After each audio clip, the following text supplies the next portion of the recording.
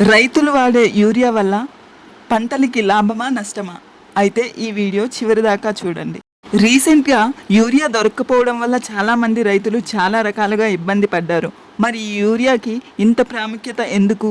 Urea వల్ల రైతుకు కలిగే లాభం ఏంటి? యూరియా అనేది మొక్కల ఎదుగుదలలో మరియు మొక్కలు పచ్చగా ఉండడానికి చాలా ఉపయోగపడుతుంది. యూరియాలో నత్రజని అనేది ఎక్కువగా ఉంటుంది. ఈ నత్రజని ఎక్కువగా ఉండడం వల్ల మొక్కల పెరుగుదల బాగా జరుగుతుంది. అలాగే కాయల దిగుబడి కూడా బాగా వస్తుంది. అలాగే నత్రజని సరైన మోతాదులో మాత్రమే వాడాలి. ఎందుకంటే మోతాదుకు మించి వాడితే చాలా నష్టాలు ఎదుర్కోవాల్సి వస్తుంది. నష్టాలేంటో చూద్దామా? యూరియాని మోతాదుకు మించి వాడడం వల్ల మొక్కలు అనేవి బాగా పెరిగి బాగా పచ్చగా మారుతాయి. కానీ కాయల దిగుబడి అనేది తగ్గిపోతుంది.